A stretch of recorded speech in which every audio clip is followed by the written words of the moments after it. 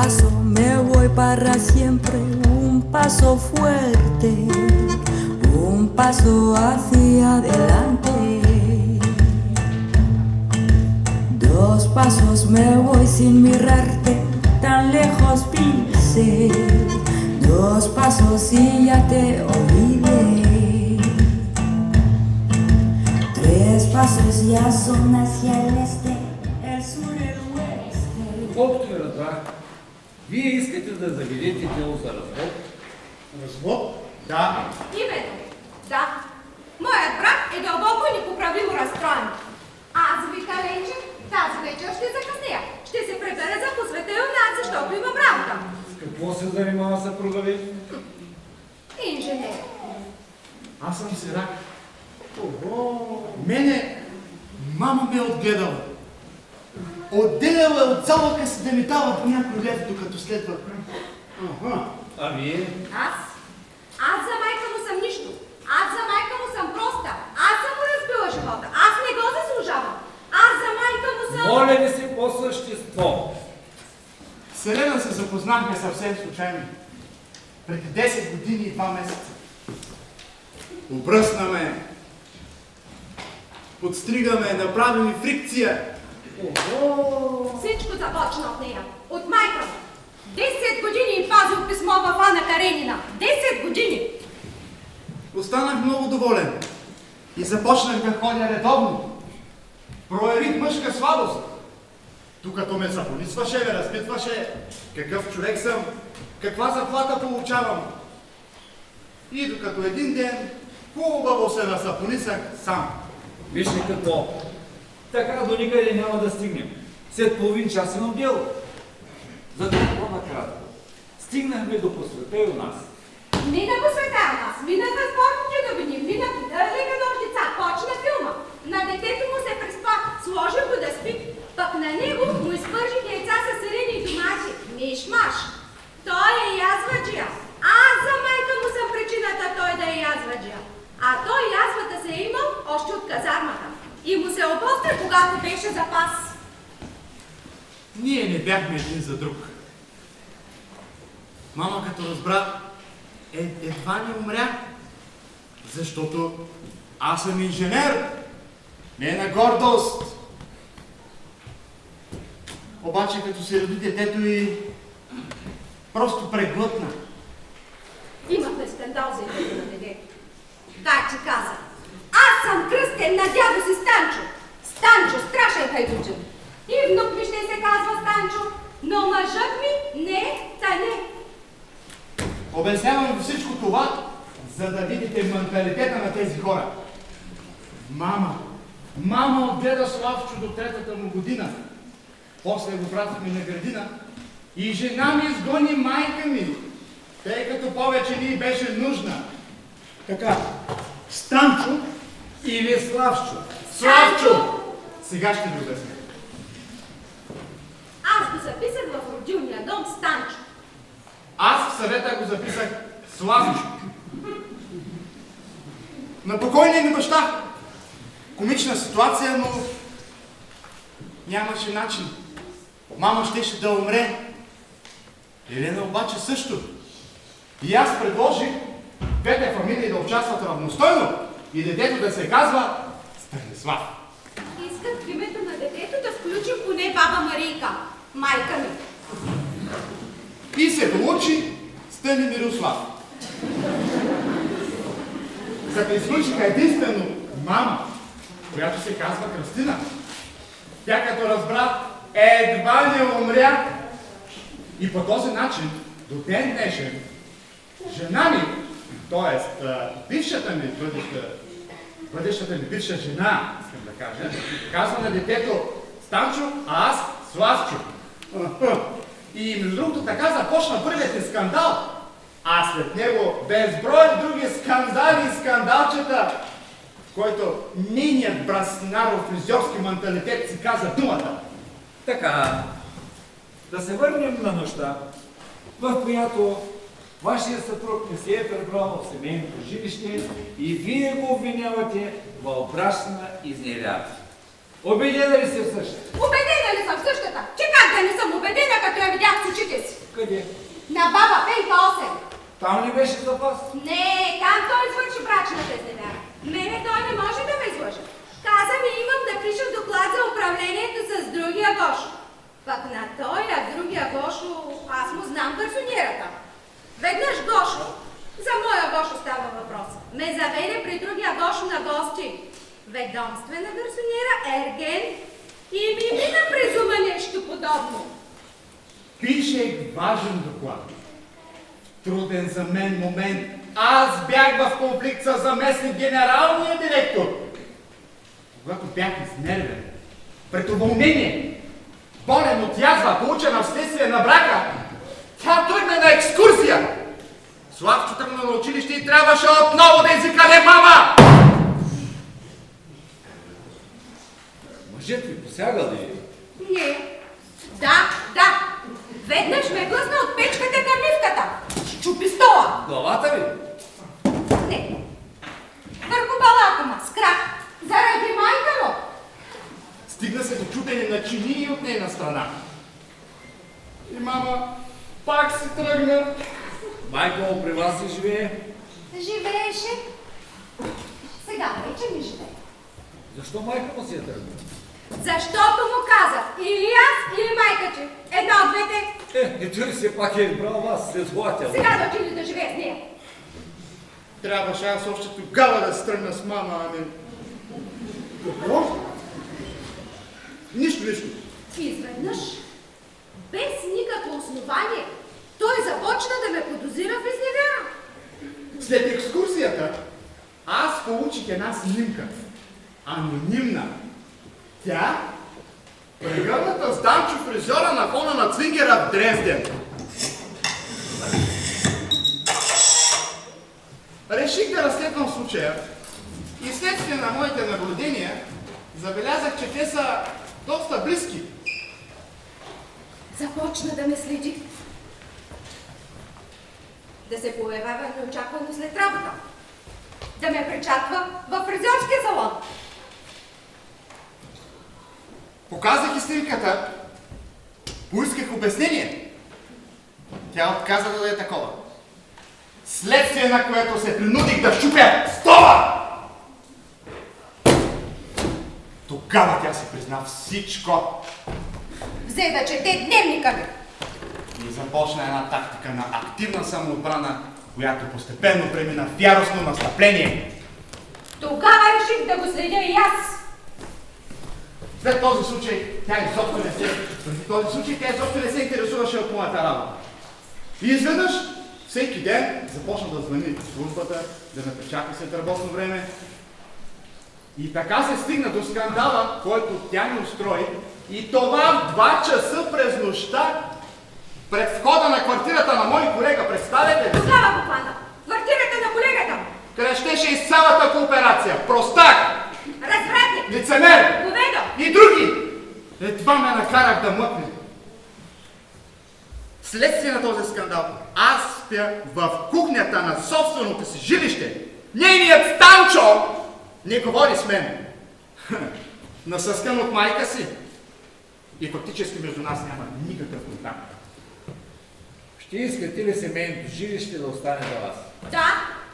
И за Стани Мирослав 400 лева издръжка. Ясно. Да пристъпим към работа. Трите ви имена. Еленка Станчева Караниколова. Георгия Славов Караниколов. Сам че, а след това ще се възвърна бащината фамилия. Постоянен адрес. Комплекс Хоризонт. Блок 83А. Вход Ж. Етаж 6. Апартамент 48. Добре. Ще подготвя исковата молба. Документите ще бъдат готови утре.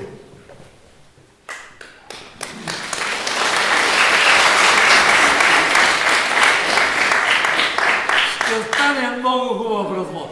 Да. Спек.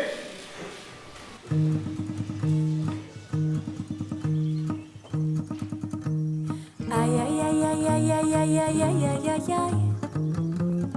Pourquoi t'as fait ça? Aïe aïe aïe aïe aïe aïe aïe aïe aïe aïe aïe aïe. ne recommence pas. Tu sais que si tu n'en fais que ta tête, je vais te faire quitter ma planète. Sonner, pas pour toi qu'elle est faite.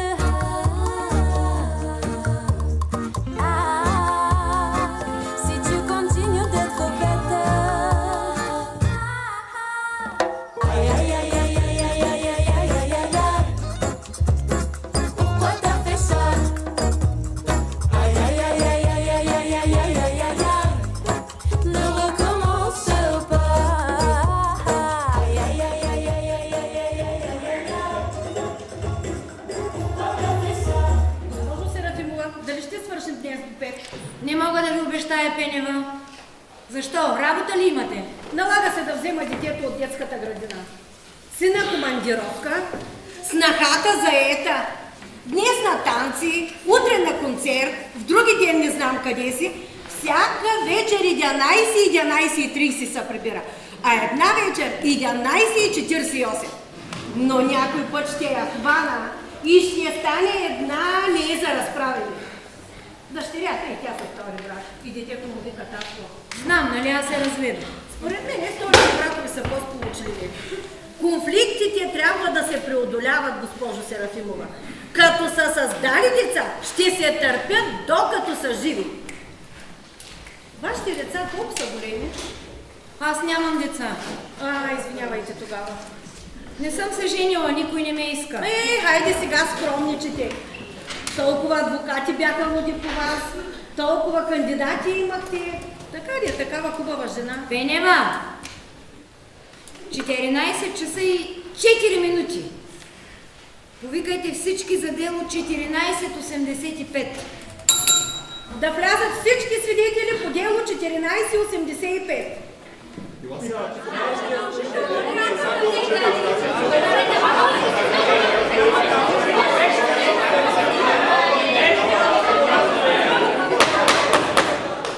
Тишина!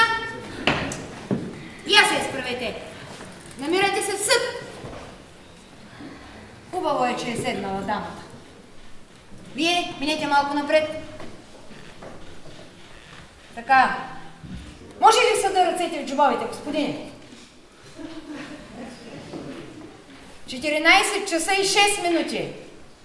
На поименното повикване се явиха лично ищцата с адвокат Стоянов, ответникът лично с адвокат Иванов.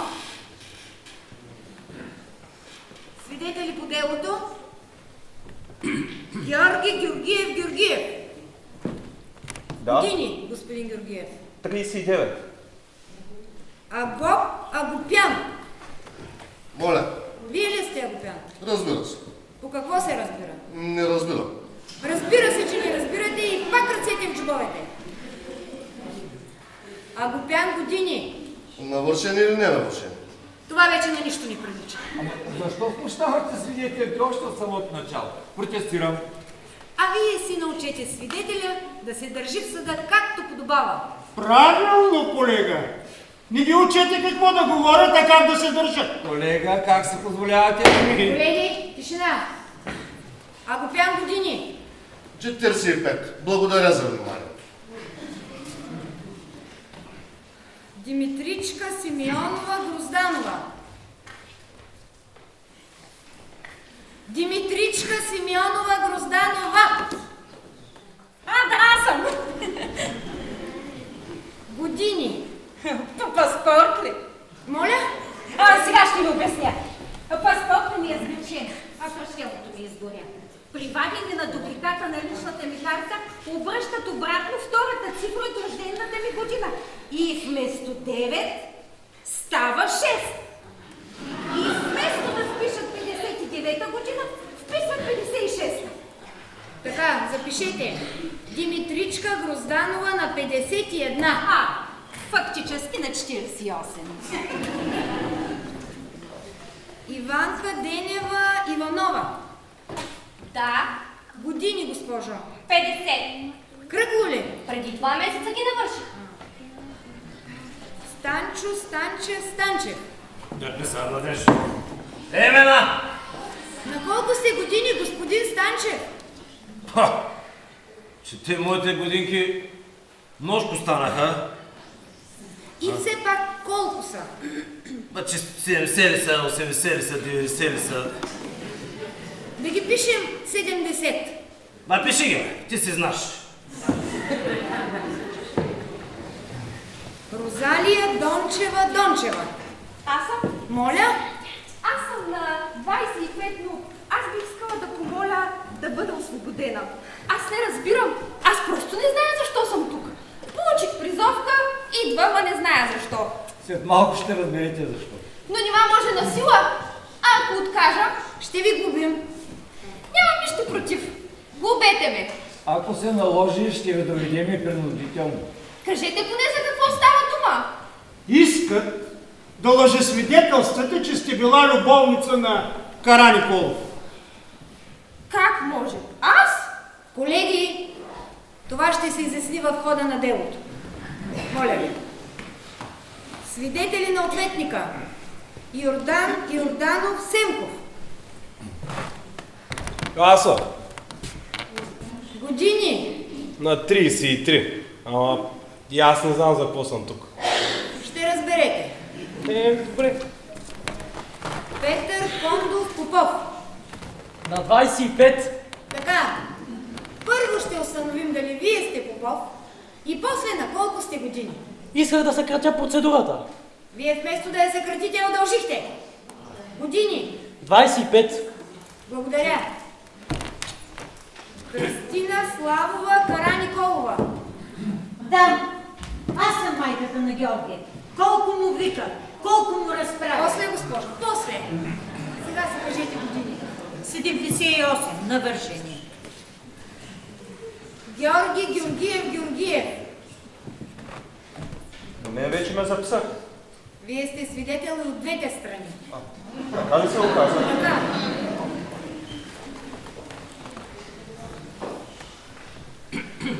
Има ли осъждани? Не. Неосъждани?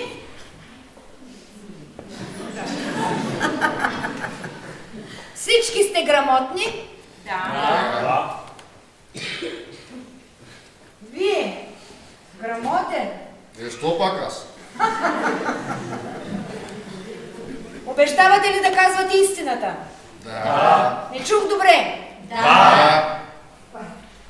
Ще ви припомня член 290 от Наказателния кодекс. Който пред съд или пред друг надлежен орган на властта, устно или писменно, даде неверни показания, се наказва с лишаване от свобода от 1 до 5 години. Обещавате ли да казвате истината? Да. Сега всички да излязат и да чакат да бъдат повикани. Да остане свидетелят Станчо Станчев. Аз. Заповядайте, господин Станчев. Откъде сте? От долу горния не съм. И аз съм оттам, и баща ми оттам, и дядо ми оттам. Всички сме си оттам. Кажете сега какво знаете по делото. Нищо не знам. Е, как така? Нищо не знаете. Бе, така. Убий ме, нищо не знам. И тогава, защо сте тук? Ами, получих си документа и идвам. А сега, в момента е най-голямата работа на село. Овците няма кой да пасе, баба Рика е болна, пуйките се разхождат по чуждите армади. Оня ден намери една притрепана до дома и съм дошъл сега тук да питам, като как ще ги накажем тия и колко пари ще ги губим, дето ми отрепа на пуйките дела. Айде, И я кажи сега, какво знаеш за семейния живот на дъщеря си? Бие ли е той? Тормози ли е? Тормози я и я бие. Как може такова нещо? Вие лично ли видяхте? Кога? Колко пъти? При какви обстоятелства? Ами говорете.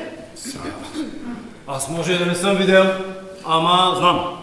Имайте предвид, че ще ви дам под съд за лъжесвидетелстване. Колега, дръж се прилично. Господин Станчев, вие виждали ли сте зет си да бие дъщеря ви? Сега може и да не съм видел, ама знам. Откъде знаете? От сигурен източник. И кой е този източник? Да кажем. Ще кажеш, разбира се. От бабата. И какво каза бабата? Бабата каза. Наша Еленка яде яко бъл, то ще е семен. А бабата откъде знае? Не знам. Бай Станчо, я кажи сега, идват ли си на село, Еленка и Георги с дете. Дохождат. Кога дойде време да колим прасто и да точим виното, дохождат. Госпожо съдия, може ли да задам един въпрос на свидетелят баща? Господин Станчев, какво мислите за развода на вашата дъщеря? Одобрявате ли? Ба! Козема, ета с гостеница. И да ги подпукам и двамата. Чиш. Ма правилно! Чуйте сега. Да ви рече бай Станча нещо, ма го запомните го. У наше село тече една вада, ама мътна, мръсна, къде всички си изхвърлят буклука там. А през селото тече река. Ама тъй бая голяма, с 2 моста още от дял Станчо време. И водата е бистра и ладна. И какойто е града, града е тъс мръсната вада, де там се е събрал всичкия буклук от село. И аз не мога да разбера като как. Абе реката им под носа. Пък те тръгнали към Гьола. Че наша Еленка и тя отдави се в Гьола. Татко, достатъчно, господин Станчев. Ако желаете, може да останете. Ба, ще остана, бе. Ще остана таман да ви видя докъде ще я докарат. Той без той до автобуса време бол. Викайте Димитричка Грозданова. Да влезе свидетелката Димитричка Грозданова. Госпожо Грозданова, познавате ли страните по делото? Познавам ги много добре. Той непрекъснато я бие и тормози. Закъснява. Редовно се прибира след 12 часа и ходи по жени. Чакайте малко. От кога познавате това семейство? Откато дойдоха да живеят в блока. Вие сте домоправител, така ли? От самото построяване на блока, аз съм негов постоянен и неизменен домоправител. И от кога живеете във вашия блок? Вече 4 години. Стая хол и кухня точно над нас. И всичко се чува. Ето схемата на апартамента. Хол, спалня, кухня, баня, тоалетна, терасата обща. Затова ние претендираме за цялото жилище. Което е платено от майката на моя доверител. Колега, много добре знаете, че според закона това няма никакво значение и то принадлежи на двамата. Да, но съпругата фактически е изгонила съпруга в кухнята, на което няма никакво право. Как спите в кухнята, господин Караниколов, като няма място за легло? Ами така, съединявам 2 стола и спя. Лъже! Той напоследък не се прибира вкъщи. О, нима това те интересува, а? Моля ви, без пререкания, въпросът за жилището ще се обсъди по-късно. Какви са били отношенията им тогава, госпожа Грозданова? Знам, че отношенията им тогава са били добри. Те, като дойдоха да живеят в блока, бяха семейство за пример. Веднага се регистрираха в домовата книга. Не си изтупваха черпите над главата ми като Петкова, редовно си плащаха абонамента за асансьора и се обзаведоха.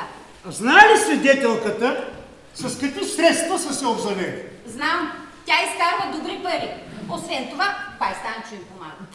Това не е вярно. Вярно е! Помагах им! Какво? Ако се смята извитрялото ти видно и гренятела като сонизна за помощ, помагал си ни! Тъй ли! Храни куче да те лая! Прекалявате! Продължете, госпожо Грозданова. Какво да кажа още? Разкажи за ония случай, в който се чува скандала. Да. Това беше зимата. И в блока всичко се чува. И изведнъж аз чувам. Нещо хлопна. Ама тъй силно хлопна, като да падна тук. Викам си какво става. И чувам Еленка да плаче. Ама тъй силно плаче и крещи. И какво крещеше? Живота ми, вика, почернихте. Ти и тази идиотка, майка ти. Ей, значи, тя е нарече идиотка, така ли? Дори и да ни е нарекла, така не помня. Вие току-що казахте, че със собствените си уши сте чули как тя е нарекла идиотка. То не се чува много добре, ама дори и да е нарекла, така заслужава си. Когато дойде да живее при тях, 10 пъти си изтупваше чергите над главата ми. Като почне от 5 часа сутринта, та до 9 часа вечерта, всичките си черги и чергички, дето ги донесе от село, по 20 пъти ги тупаше над главата ми. А до тогава Ленчето никога не ми е тупала над главата. Моля да се отбележи в протокола това изявление на свидетелката, че ищцата никога не е чистила вкъщи, което показва каква домакиня е била в семейния живот. Ама аз не казвам, че тя не е тупала. Тупала е. Даже и стопалката тупа. Мие, чисти, готви, пее, глади. Да, вие се противоречите, госпожо. Вижте, аз никога през живота си не съм лъгала. Аз съм домоуправител и за това ми е гласувано доверие. А защо вие искахте да излъжете съда, че ви е изгоряло кръщелното свидетелство? Да си скриете годинките, нали? Вижте, аз няма да позволя да ми говорите така. Аз съм родена 1959 година. Колега, нямате право да признате свидетелите. Прекалявате! Какъвто е този тук, такъв е адвоката му. Плювам на вас! Така, направо ме заболя главата от вас. Прекратявам временно разпита на свидетелите. 10 минути почивка.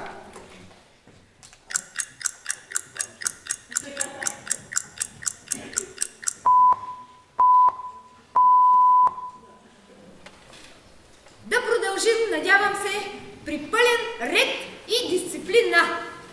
Така, повикайте свидетелката Иванка Русева Иванова. Да влезе свидетелката Иванка Иванова. Какво работите, госпожо Иванова? Учителка съм. Какво знаете по делото? Аз съм учител от 25 години. В дългогодишната си практика съм установила, че основна роля за подрастващото поколение оказва семейството. Правилно. В първи клас Станин Мирослав вървеше добре. Ограмоти се, чете, смята. Обаче напоследък си е развалил краснописа. Бие се с другарчетата си. Не внимава. В момента подготвяме началото на учебната година. Всички деца се отзоваха. Само Станин Мирослав не дойде. Защото баща му не го опуснал, тъй като не е свършила лятната ваканция. Както знаете, 10 август няма никакво време. Класна ни клас мирно!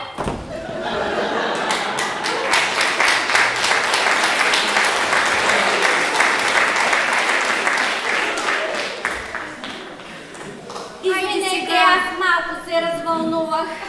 Хайде сега се успокойте. А вие продължете. Става дума за баща! Ами ако ми кажа, че на това дело за първи път го видях, вие няма да се смятат! Все съм имала несъзнателни бащи в дългогодишната си практика, ама като този тук никога не съм имала. През тези 2 години съм провела 72 родителски срещи. И никога не съм виждала този баща. А това въобще може да се каже баща, разбира се. А какво ще кажете за майката? Госпожа Караникъл, тя много хвали.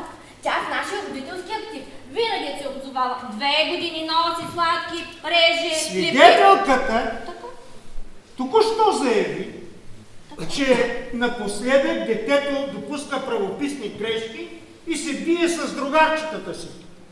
Това е, защото бащата е изгонен в кухнята и детето, лишено от контрола на бащата, деградира. И аз моля съда да вземе този факт под внимание при решаване на въпроса при кого да остане детето. Как може такова нещо с този баща 2 години? Аз трябва да живота, ще сложа да ви да говори! Достатъчно! Свободна сте, госпожо Иванова. Благодаря. Повикайте Георги Георгиев. Да влезе свидетелят Георги Георгиев. Заповядайте, господин Георгиев. Вие сте призован като свидетел от двете страни. Какво знаете по делото? Нищо не знам, аз съм колега на Жоро. С него работим по един важен проект с голямо стопанско значение. Да. Бихте ли ни разказали какъв е този проект? Да, ще обясня. В нашия завод идват за преработка 1000 тонове цвекло. При измиването на това цвекло се отделя голямо количество пръс. За сега тази пръс я изхвърляме където намерим. А всъщност това е най-богатият слой на почвата – хумусът. Ние разработихме проект, според който е нужно извозването и натрупването на почвата в зоната на пустеещите блатни земи.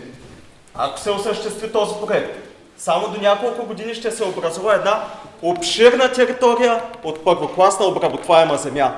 Защо казахте, ако се осъществи? Защото вече година и половина умуват управлението. Аз даже се скарах с заместник генералния. Ама ако трябва и с генералния ще се скарате. Ама аз се карам! Карам се! И получавам кризи от ясната, а през това време жена ми ходи по екскурзии! Какво?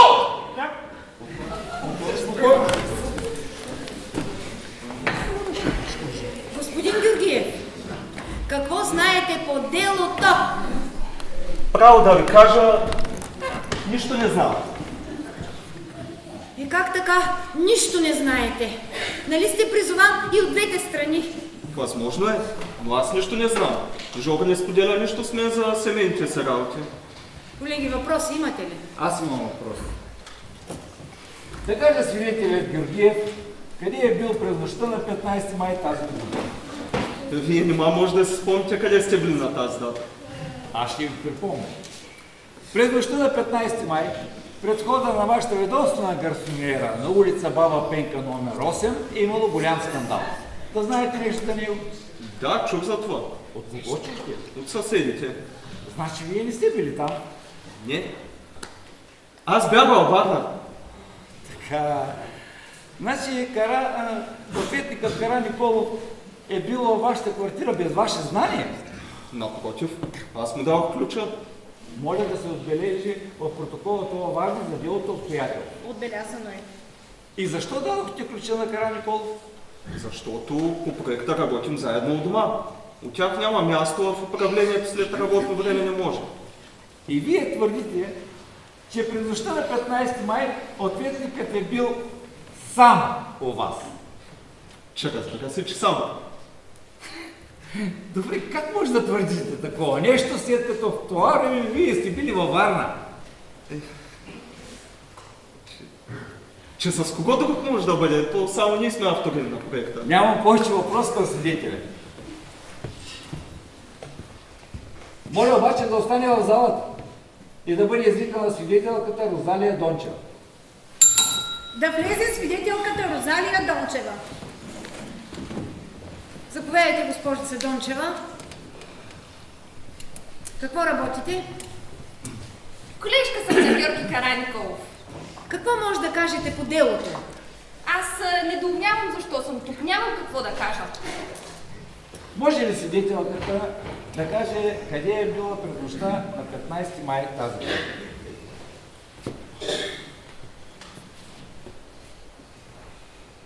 Искате ли да ви припомня?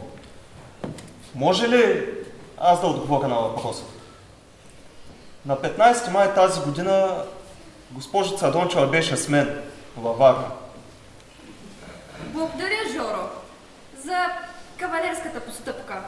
Но истината, колкото и жестока да е, трябва да се гледа право в очите. Може ли да говоря, Жоро? За кой Жоро става въпрос? Тя има предвид мен. Мога ли да говоря? Говорете.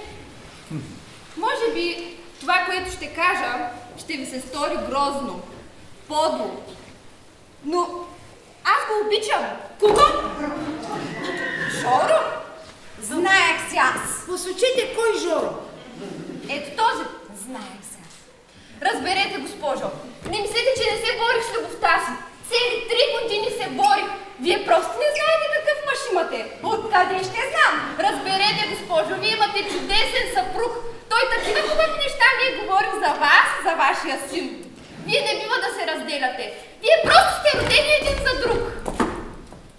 Стояно, въпрос имате ли? Може ли да каже свидетелката как се отзовава на 15 май вечерта в квартирата на улица Баба Пенка, номер 8? Аз имам ключ, даде ми го Жоро. Кой Жоро? Аз. Често ходя там. Ние сме пред женитба. Дори там имам мои вещи. Какви вещи? Четка за зъби. И колко време бяхте заедно? Не помня. В колко ще се отидат? Към 8. А изцата ви е хванала на место престъплението в 1 часа и 30 минути.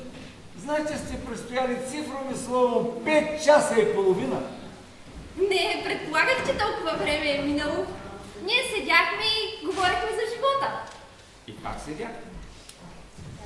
Той седеше зад бюрото на Жоро, на въртящия се стол, а аз на дивана. И после? Нищо. Седяхме и говорихме. Отначало и двамата бяхме смутени като ученици. Говорихме по служебни въпроси. След това говорихме за Жоро, колко добър приятел е той. Благодаря. Това е вярно, Жоро. После, не помня кой от двамата си призна, че отдавна има чувства към другия, но че това е безнадежно. Жоро си има син, добра и примерна съпруга, а аз добър и предан приятел, с когото скоро ще се оженим. Добре, че имаш чувство за хумор. След всичко станало, ние няма да се оженим, но тогава така си говорихме. И после, внезапно угасна тока, аз се изплаших, той стана да търси свещ, сблъскахме се в тъмното и той ме целуна. По челото. Като брата. Да, после аз го целунах по устата и тогава започна да се хлопа по вратата. Спомнете си добре. Вие ли го целунахте по устата? Аз? Моля да се отбележи това изявление. Първо, че свидетелката е съблазнила моя доверител. Второ, той е устоял на съблазънта.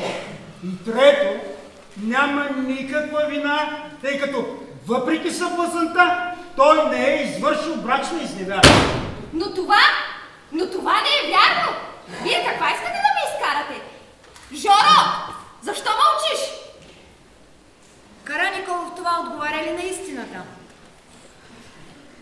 Аз се преборих със себе си в името на семейството. И това го говориш ти! Как не те е срам? Няма от какво да се срамувам!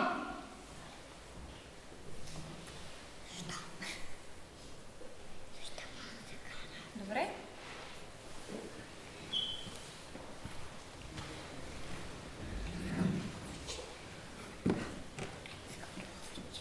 Това не е вярно. Всичко, което казах до сега, не е вярно. Аз се отказвам от показанията си. Ние с него, с този човек имаме любовни взаимоотношения от 3 години.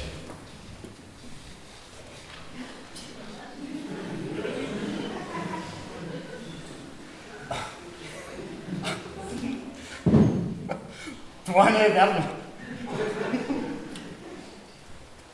И как ще го докажеш, а?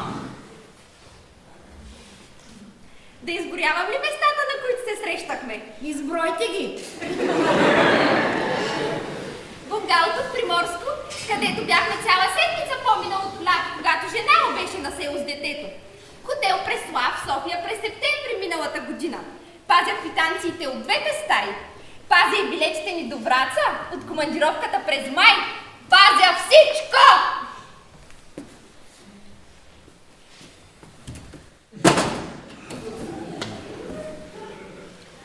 Ответникът, това вярно ли е?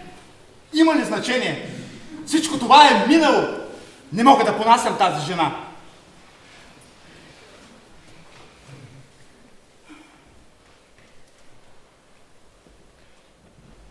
Прекрасен човек.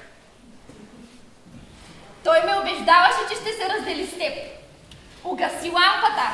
Искаше да спи с мене, но аз не му позволих. Това не е вярно. Не съм искал да спя с теб.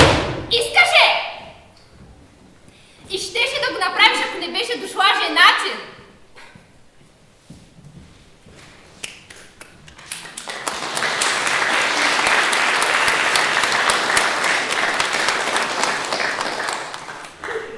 Колеги, имате ли други въпроси? Тогава свидетелката може да се тръгне. Аз свободен ли съм? Свободен сте. Страната на ищцата има ли други свидетели? Шофьорът на таксито закарал ищцата до квартирата, където е станала изневярата. Агоп Агопян. Да влезе свидетелят Агоп Агопян. Заповядайте, господин Агопян. Благодаря за вниманието, но от 10 минути ми тече смяна. Много от нещата се изясниха в квартирата на Георгиев, така че няма да ви бавя. Имате думата. Не са хубавите изработи. Не са хубави. Абе, не културно. Не вежливо се получава. Ние, дето стоим за това, като влезе в колата клетна, ако се държи така, докъде ще я докара? Човека трябва да се уважава, трябва да му се оказва внимание. Агопян, вие разбрахте ли въпроса? Той е блъсна по столбите. Записахте ли? Записано е. Вие лично ли видяхте? Блъсна. Как видяхте, когато колата е на улицата, а вие виждате какво става в жилището, и то на 3-я етаж? Сега ще го мисля. Клиентът влиза в колата. Аз оставя в колата. Агопян, Чакам си минута, 2, 3, 5, приема ги всяко. Поръчва такси, казва фалшив адрес, влиза в хода, пък излиза през другия. И накрая кой изплаща? Естествено, тръгвам след нея. Момент! Стълбището светеше ли? Не, аз запалих лампата. Разкажете сега какво чухте и видяхте.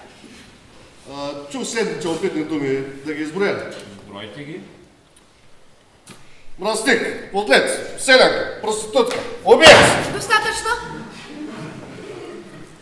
Ответникът, блъснахте ли ищцата по стълбите? Блъснах я. Блъснах я, но след като ме отдраха, брате ми скъса ризата. А медицинско имате ли? Не съм се сещал да си вадя медицинско. А ето нашето медицинско. Госпожа, аз свободен да съм, защото апарата цъка. Свободен сте. Благодаря за вниманието, но ако питате мене, не са хубавите изработи. Абе, 10 години сте живели заедно. Един кома сте яли, на един кръва сте спали, едно наследство се създаде. Хайде, разделете се. Разделете се, а преди културно се развиете. Агопян, свободен сте. Благодаря за вниманието.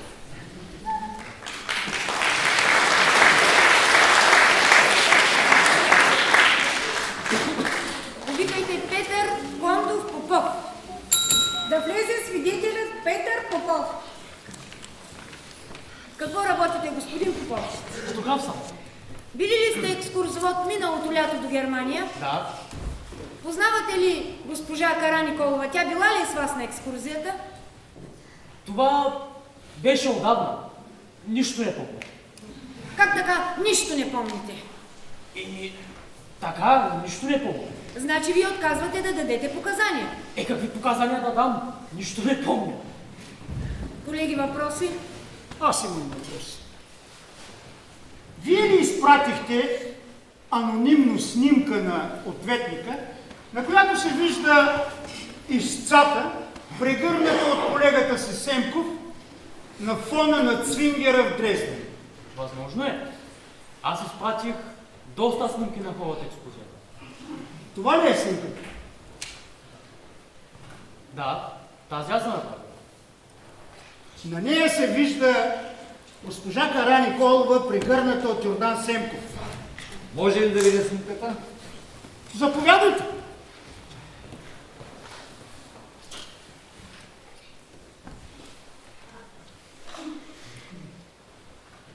Госпожо съдия, вижте.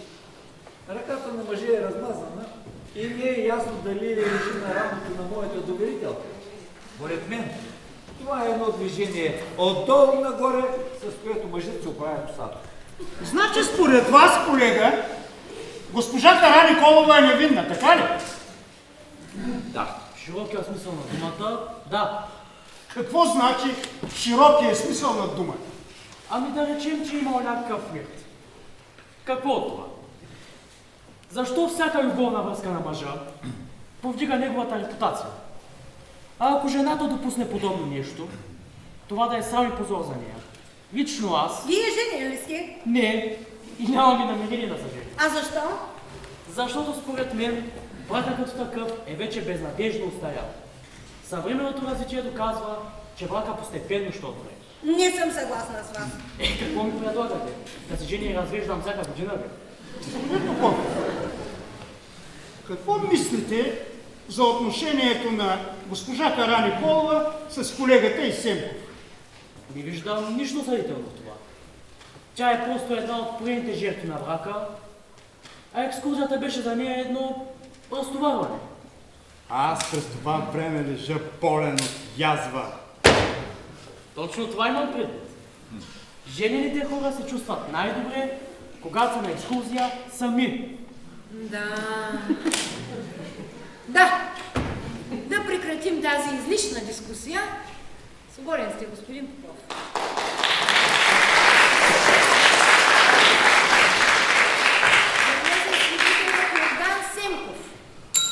Да влезе свидетелят Йордан Семков. Заповядайте, господин Семков. От кога познавате ищцата? Моля. Познавате ли госпожа Караниколова? Да. Ние с нея сме колеги. Какво е вашето отношение към нея? Ами, изцяло професионални. И с нея сме просто добри колеги. Въпроси? Аз имам въпрос. Как ще коментирате тази снимка? Това аз ли съм? Вие ще кажете. Не мога да се позная. А и тук съм с друга прическа. В края на краищата това вие ли сте? Да речем, че съм аз. На снимката се вижда, че сте прегърнали колежката си, така ли? Да речем, че е така. Питам ви, така ли е? Така е. Въпроси други колеги имате ли? Имам. Възнамерява ли свидетелят да се ожени за госпожа Караниколова след нейния развод и същевременно да осинови детето ми?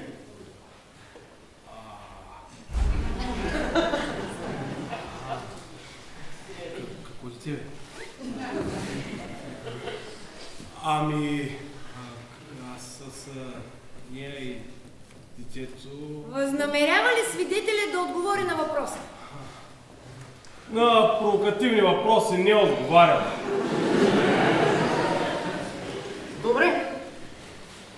Разрешете ми тогава да прочета извадки от дневника на ищцата. В него тя пише: на едно фирмено тържество колегата Семков ме покани на танци. И какво от това? Момент. Музиката ме омагьоса. Ръката на Семков се плъзна по тялото му. Усетих, че ме пронизва електрически ток. И аз това ми най-лот. Да. Днес Йордан ми предложи да отидем на кино.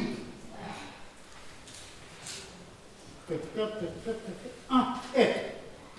Ръката му се плъзна по коляното ми. Усетих, че ме пронизва електрически ток. Баи, че той бил цял акумулатор, този човек. Тишина! След още 3 страници четем. Нима съм се влюбила в Йордан. Нима още мога да се влюбвам. Той е толкова мил и внимателен. Още помня хотела в Дрезден. Стрелдивително. Именно там е била извършена брачната изневяра. Свидетелят това вярно ли е? Не знам, не помня. Достатъчно. Свободен сте. Повикайте Кръстина Караниколова, майка на ответника. Да влезе свидетелката Кръстина Караниколова.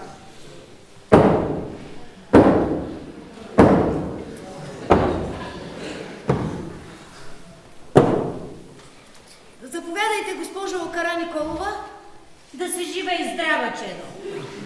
Подайте столче.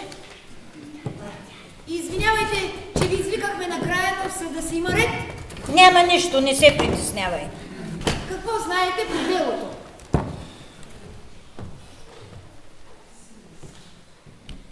Колко му разправях. Не дей бе, Георге. Не дей бе, чедо. Не се захващай с тази жена. Не ти е прилика. Нито образованието е образование, нито сой ти е сой. Никато не му увира главата, нека се я чупи сам. Мамо, госпожо Караниколова, живяла ли сте при тях? Ми живяла съм. Как щяло да не съм живяла? Като видят Зори ме е викнат. Той стигна до положение да не ме иска вкъщи. Заради нея. Изгониха ме един път. После пак ме викнаха. И аз какво да правя? Пак отидох. Какво е вашето мнение от тяхните взаимоотношения? Тя грижи ли се за мъжа си? Каква домакиня е? Домакиня? Ако не съм аз да го изпера, така мръсен ще си ходи. Дрехите му натрупани в банята с месеци. А той, моят главчо, веднъж е купил французски одиплом за 128 лева. Мамо! Аз за 128 лева на времето цял месец съм блъскала в консервената фабрика да ти ги изпратя да си купиш пълто за зимата. А тя свикнала да живее на широко. Вечер като си легнат заспят и оставят кружката да свети. Цяла нощ свети тази кружка. И после 200 лева за ток на месец.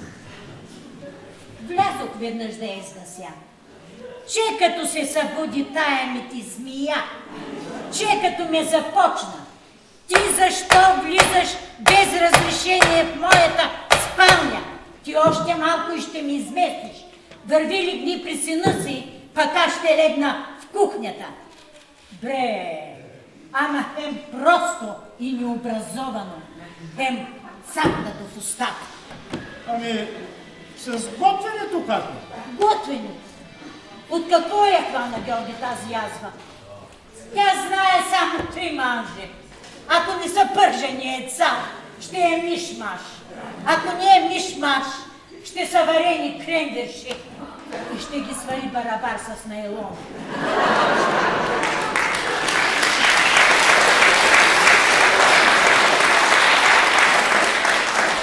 Мамо Кръстино, я разкажи за оня скандал с щупването на чинията. Ами чинията я струши. Ей тъй на струшия на земята от сервиза, дето им го купих за сватбата. Това показва неуравновесения характер на ищцата. И тогава ответника я блъска от печката към мивката и чупи стола в балатума. Абе, той стола го щупи. Ами да беше го щупил в главата й, че да не се чупи сега своята. И вместо още тогава да я изгони. Аз си събрах багажа и се заминах. Отидох си. И каква стана тя сега? Според теб, бабо Кръстино, кой е виновен за разстройството на техния брак? Кой е виновен? Аз съм виновна. Защото аз като майка трябваше жива да се просна. Край на живота си да сложа. Но да не му разреша да се ожени за тази кучка. Кучка си ти, куче се родила.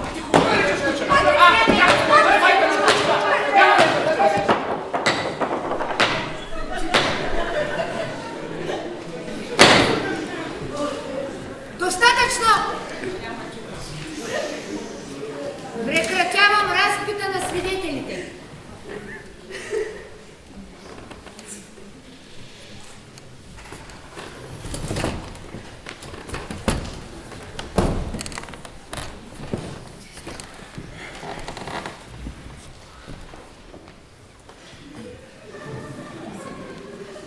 Благодаря. Колеги, моля за вашите пледуари. Уважаема госпожо съдия, първо, трябва да се има предвид по чия вина е разстроен брак. Бракът е разстроен единствено по вина на ищцата. Уважаема госпожо съдия, пред вас стои една измъчена жена, унижавана, бита, с болка на сърцето, слушаме думите на нейната майка.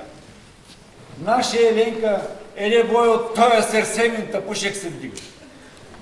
Всички присъстващи в залата видяха с очите си от какво семейство произхожда ищцата.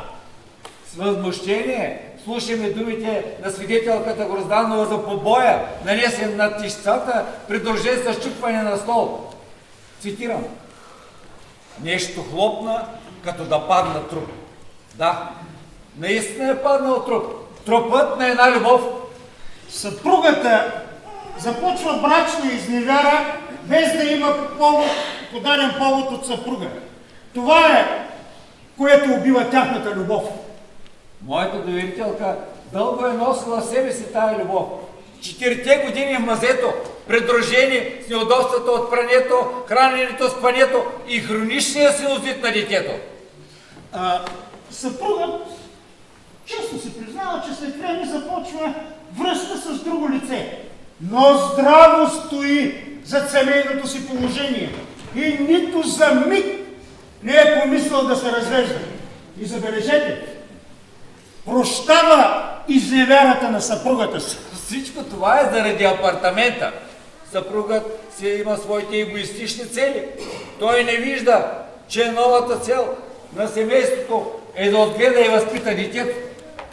При кого да остане детето? Детето трябва да остане единствено при бащата. Защото ако остане при майката, тя ще го изпрати при нейните роднини на село. И на какво ще го научат там? Да пасе папки и да ги коли. Помислете само. Какво ще произлезе един ден от него?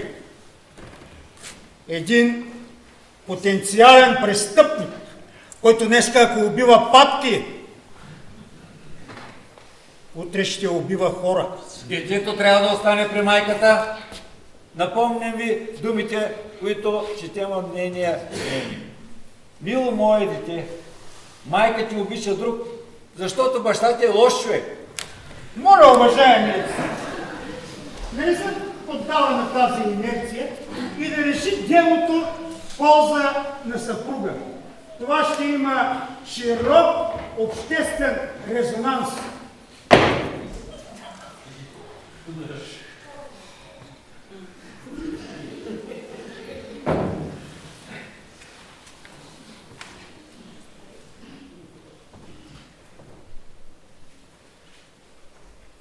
Ще продължите ли, колега Стоянов?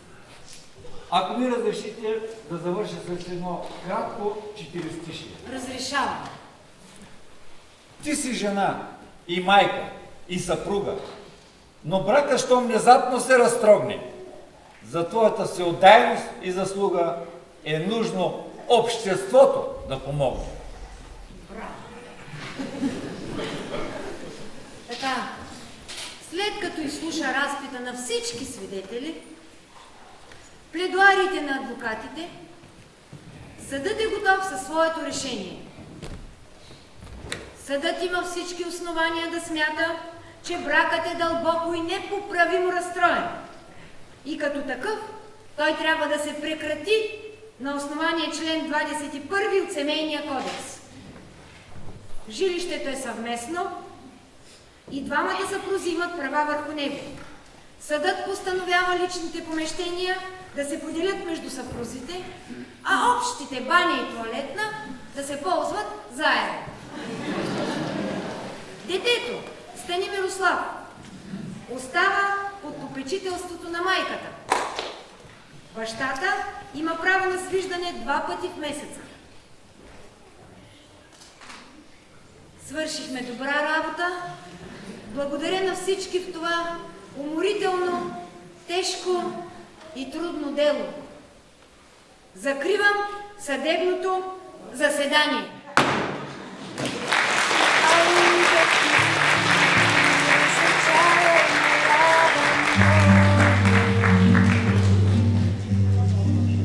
Aunque ya hayas matado mis ilusiones, ¿quién ve de maldecirte con justo encono? En mis sueños te colmo, en mis sueños te colmo de bendiciones. La la la la la la la la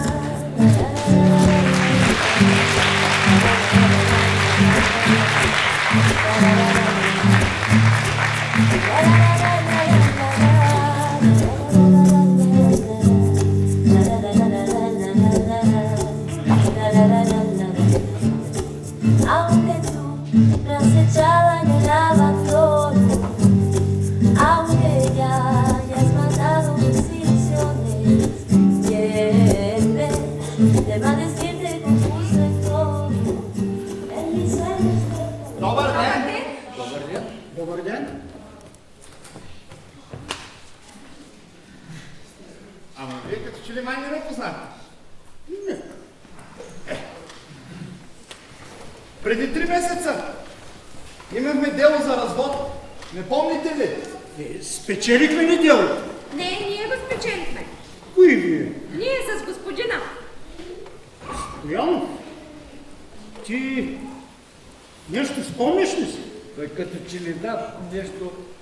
Вие не бяхте ли медицинска сестра? Не, аз съм от фризьорския салон. О, да. Оня случай с директор. Не, с колегата й. Вижте сега. Съдът реши да разделим апартамента на 2. Тогава лесно сте се оттървали. Той, че се отърва се... Ама как се отърва? Искате да заведете дело за цялото жилище? Нещо подобно, обаче... Вижте сега, нека аз да обясня. Понеже в апартамента се влиза от стая в стая, т.е. двете стаи имат обща врата.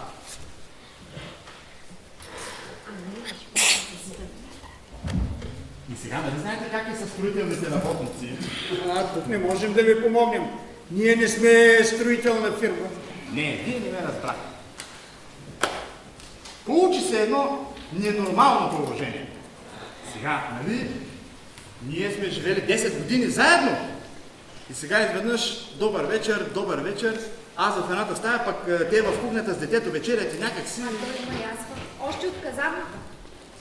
После получих язвата, но това сега няма значение. Абе, то, че има значение, има, но не е там работата. В края на краищата, какво искате от нас? Има ли как съдът да се отмени решението? Защото ние от снощи пак си живеем като мъж и жена. Значи сте осъществили незаконно съжителство. Че незаконно е незаконно, но кажете как да стане пак законно. Искам да ви помогна, защото ме тръгна вашата възродена любов. Но в семейния кодекс няма подобна точка. Значи да сте му мислили на времето, лега. Добре, сега какво да правим? Какво да правите ли? Аз виждам само един изход. Сватба!